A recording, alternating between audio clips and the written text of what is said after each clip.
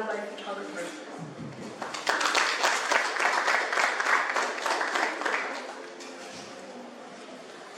Let's give another hand to Otto Balina for that amazing presentation.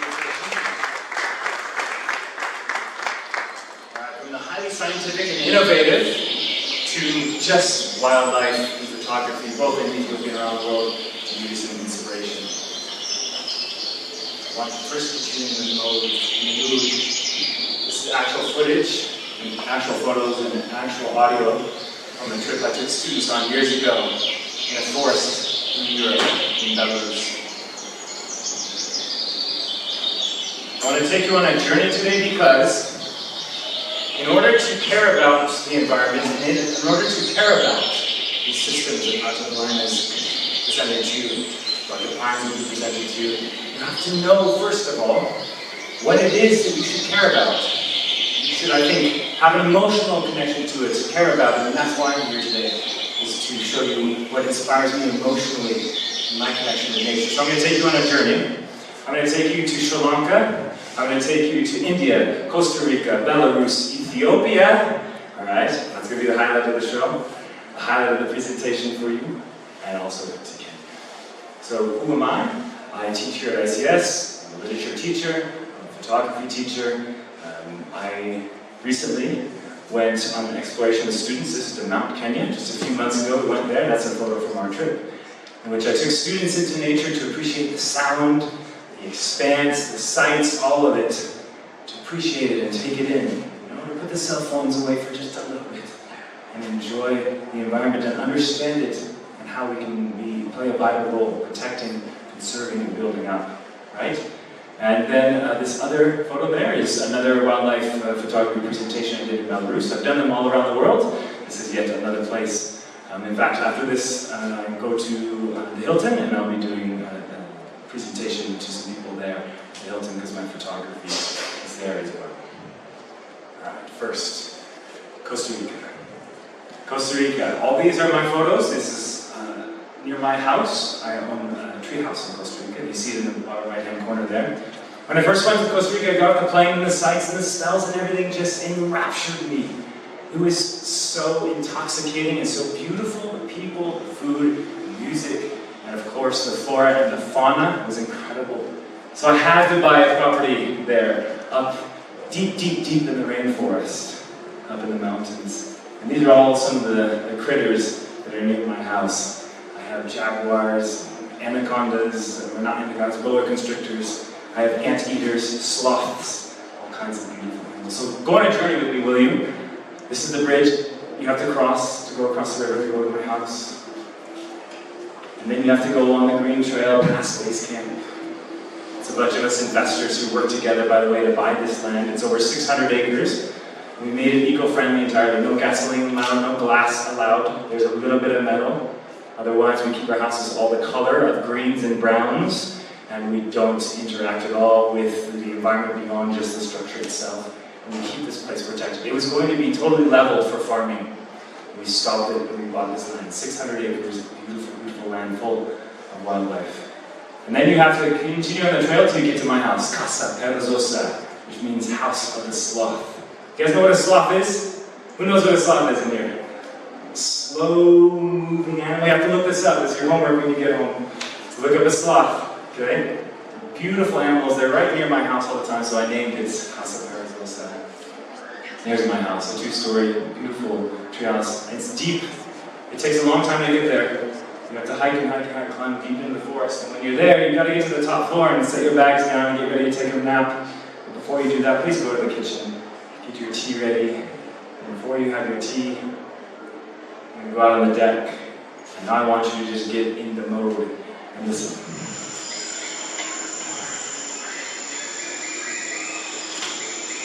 You might even just close your eyes for a second and imagine you're there.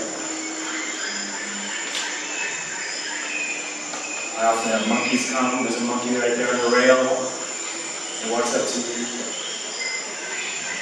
Appreciate the raindrops hitting each plant.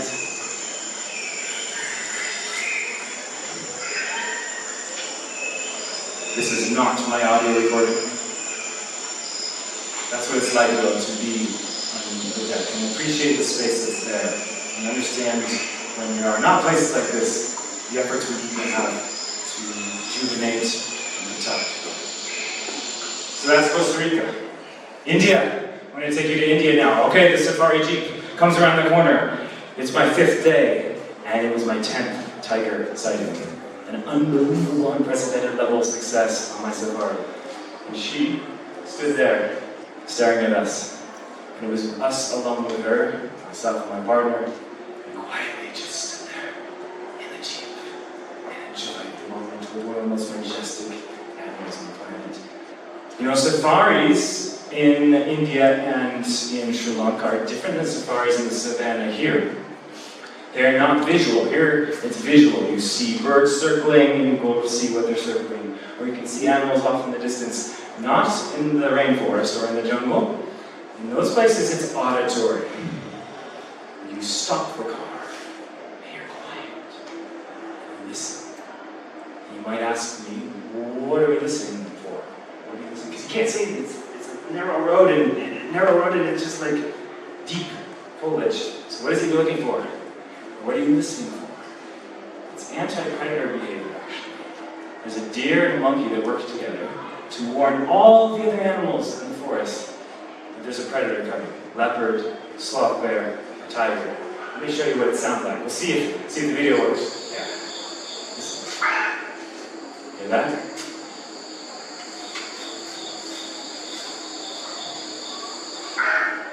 That's a barking deer. So when we're on safari, we listen to this to see where the tigers might be. You can't actually see them until you get close to where the barking deer is. Now, India wouldn't be complete unless you go to the other extreme, up into the Himalayas, one of the best nature experiences of my life. By the way, I do this because I'm inspired by it. I love being in nature. Here's my wildlife camera right here. I carry this, lug this thing around with me everywhere. I love capturing it. I love telling the story of it. I love seeing and appreciating it. Again, that's why I'm here, is to inspire you, so that we have onto the line and giving you the technical side of things, how we can actually make progress. And I hope I'm here to inspire you a little bit about the beautiful things I'm trying to protect.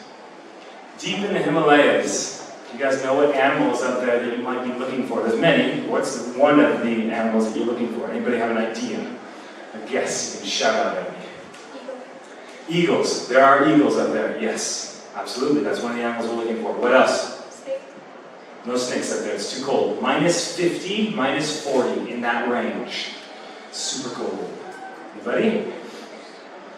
There's a leopard up there called a snow leopard. There's a photo of it there. After 10 days of searching for the snow leopard at -40, -50 degrees, we found a snow leopard finally, me and my team. It was me, a partner, and 2 guides, all of them, the 4 of us in the Himalayas. We stayed and slept overnight at over 4,000 meters, and then we would climb up near 5,000 meters every day, 12 hours looking for snow leopards, to study them, to understand them, to photograph them, to appreciate them, and respect them.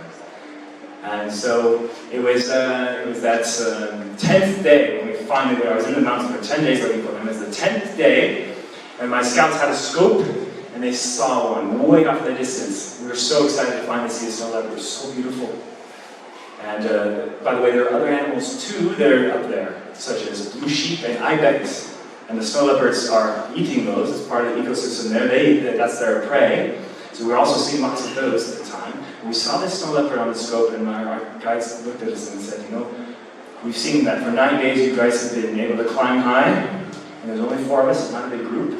We've seen how quiet and respectful you have been. How about if we slowly and cautiously, without changing the behavior of the animal, we slowly get closer? Would you like to do that? I said, yes! So slowly, cautiously, carefully, for our safety, for the safety of the snow leopard. It was far away, like a kilometer and a half away. And we slowly got closer and closer until we were able to just sit on a ridge and enjoy it. Let me show you that experience, a couple seconds of that as well.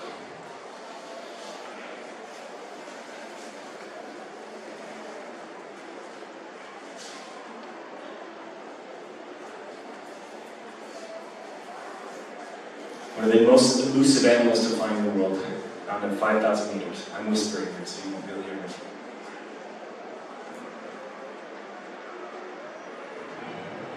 There's our scopes, and it's right up there on the ridge. It's right there, You can't see it in the video, but it's right up there. There's the blue sheep it's going after.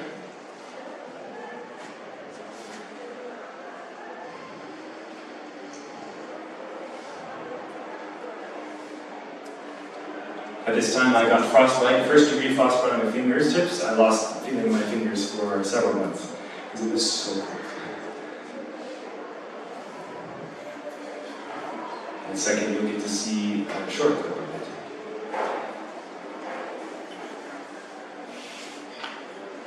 And there it is, one of the most majestic animals in the world. If you don't know about the snow leopard, you should research it, look it up, and see how amazing that animal is. And now Kenya. So, I would be remiss not to include this continent, the beauty across all the different countries here, savanna experience, seeing all the wildlife there. Here's the deal. Most people who go to see animals, and they want to photograph it, what they do is they stand up in the Jeep or the truck and they take a photo like this. But to me, that's not respecting properly. I think you need to tell the story of the animal, which means you shouldn't be up looking down, you should get down at their eye level. So I find different creative ways safely, without compromising the animal or myself, to get down at their eye level.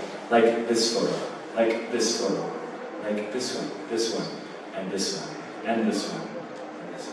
Funny story in this one, in order to get that circle, I had to have someone hold my feet as I went out to the window and down into the grass level to take the photo, staying a safe distance away from the cat.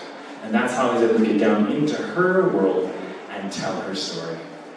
So the beauty of this continent and all that it has to offer. Sri Lanka, again, in an auditory-based safari. It's very thick. The flora and the fauna is so beautiful. There's that barking deer. This is called a sloth bear, the most dangerous bear in the world. Kills the most humans in the world per year, and it's only about this big. Small little bear, ferocious, tough little guy.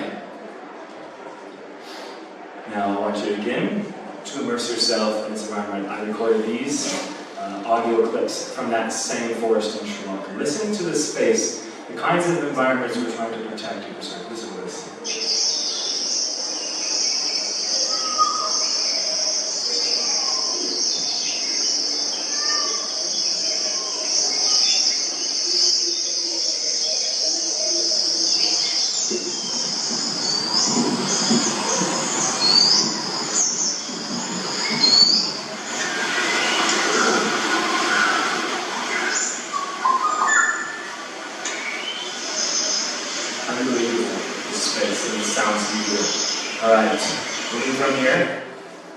Belarus. This is where I was professionally trained to track wildlife.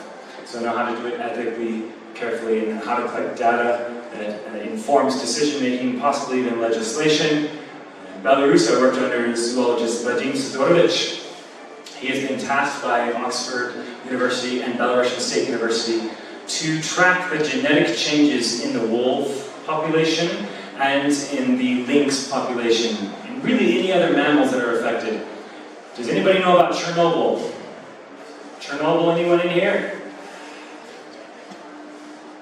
Yes, maybe. One hand almost went up. Massive nuclear explosion happened in current-day Ukraine. At the time it was part of the USSR. Exploded nuclear waste across Europe as it spread north from the wind. Devastating. People, plants, and animals.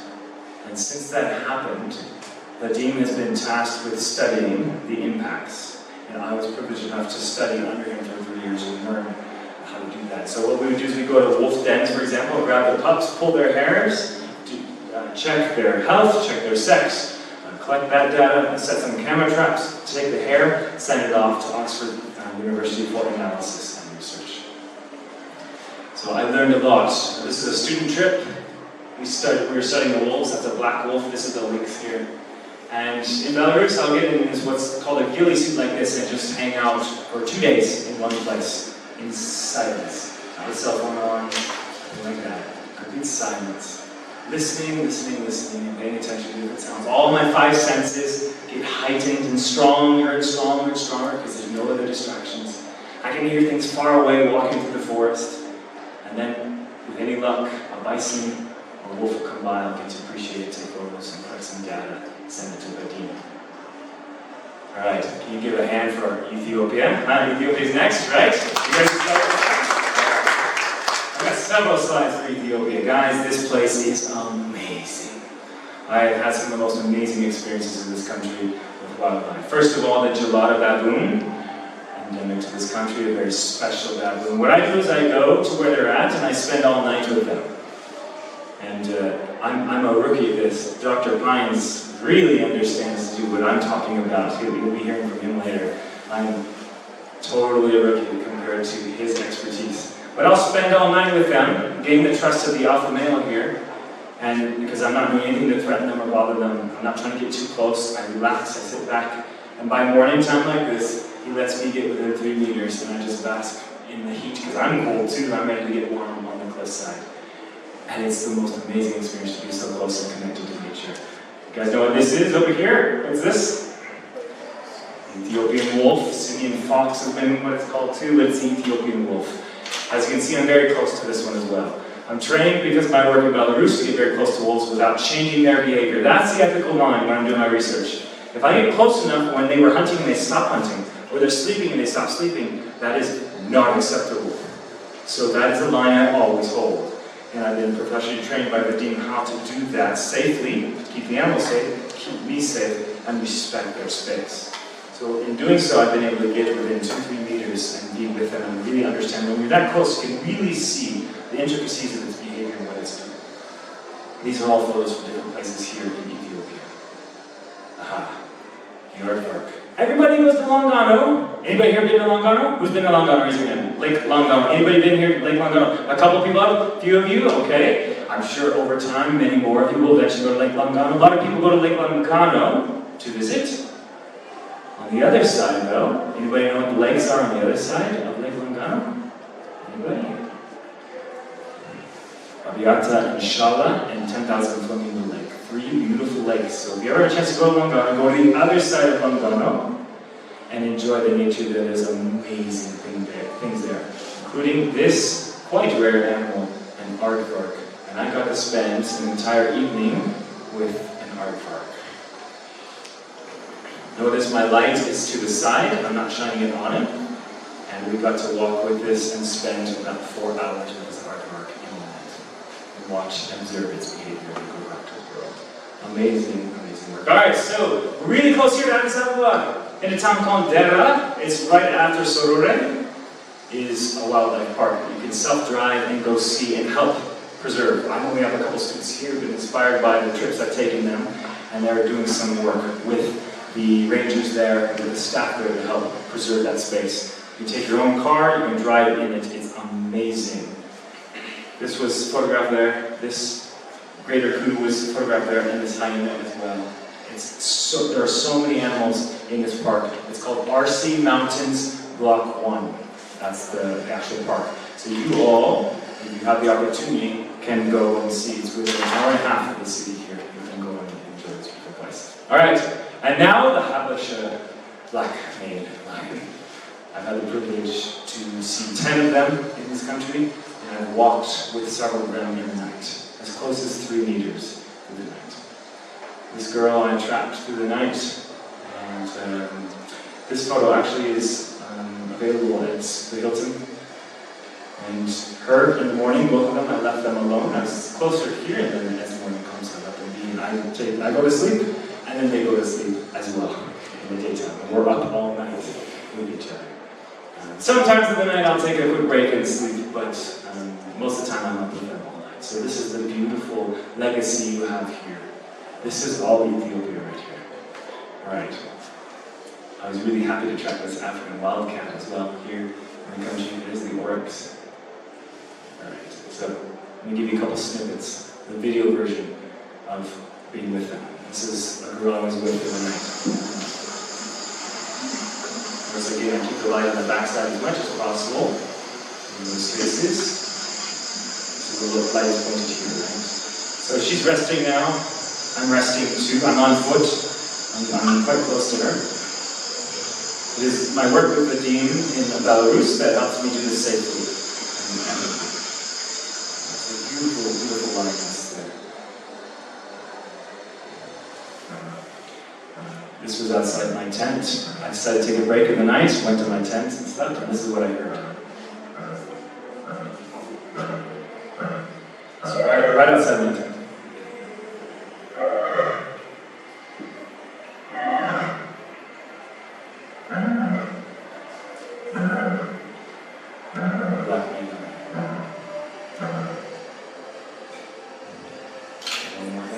The black-winged Ethiopian lion is an incredibly rare species among the already vulnerable to extinction global lion population. So it is safe to say that this is a sight that nearly nobody on the planet will get to see in person. So this is in the morning after we tracked them all night, and now they're going their own way, and we're going to go our way. You can see I'm standing outside the vehicle giving the last notice. Alright, so the point of the presentation, for me to lug a big camera up here and stuff, is to say, you all, I need you to find your own passion and inspiration. Whatever it may be. For me, it's wildlife and being in rainforests and jungles. For you, what is it? Because that will drive you forward when things get difficult to try to make change and change policy and impact a government or whatever the government may be, wherever in the world. It's difficult to get those changes to happen. So it's that inspiration deep down inside you that keeps you going when you hear no, it can't be done, it's impossible. And then you see this and you realize it has to be done. I won't stop until something's done. Alright? Cool? Alright. What questions do you guys have? Do I have time for questions? Those in charge? Yes? Okay, a couple questions. Were you scared? Sorry? Were you scared? Am I scared? Yes and no. So I've been in the mountains with lions and bears since I was 10 years old, by myself. I grew up in the mountains. So when I was younger, yes, but as you get more and more skill and training, then you have more knowledge about seeing the behavior and knowing what is safe and not. They're always unpredictable, they're wild animals still. And then you know yourself where not to cross a line and how to be safe.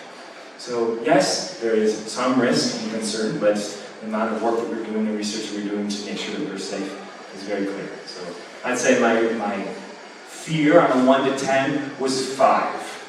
I understand this is an animal that I need to be afraid of, but I also have a lot of knowledge to bring to the situation. Good question. Have you ever been hurt on these dogs? Sorry? Have you ever been hurt on these dogs? Hurt? No, never hurt. Never hurt on a trip. Yes? How did you get into wildlife photography? Yeah, good question. How did I get into wildlife photography? So, I've always been in wildlife, but I didn't always do the photography part of it. I would say where I was starting to take photos when I was traveling the world, and it was in India, the tiger safari that you saw, that I realized, this is really cool. So, here was my realization. I had my camera up, I was taking a photo, and I had my phone, and in my mind I'm thinking about all the old people who say, put the phone down, enjoy the moment. And I was resisting it. I was like, no, I want to capture this moment. And I realized something. They are right, the old people, and they're wrong. They're right. Many times we have a phone out and we're missing the moment. This is true. And we're distracted and we need to actually put it down and aesthetically enjoy the moment and enjoy it with people. Like a concert. But what I found in that moment when I was doing wildlife photography is suddenly I was thinking about a lot more things than I normally would be if I was just watching. I was thinking about light, angles. Think about the story I was going to tell the animal. Think about framing. Think about photography concepts like patterns, rule of thirds. I was thinking about the season. How does this animal behave this season? All of a sudden I realized I'm way more in the moment than someone who's only passively watching it, which is also a beautiful thing. And I thought, this is like I'm an actor on a stage. I'm actively participating in this moment. This is amazing. I don't know if I can go back to just passively watching anymore. I like to be actively part of telling the story. So it's from that moment point, and that's where the adults are wrong. So there's a right part of what they're saying when they critique it, and then you can actually use media to get in the moment even more. And so it's that moment where I realized, this is amazing, I want to keep doing this. This is fantastic and beautiful. Thank you for the question. Other questions?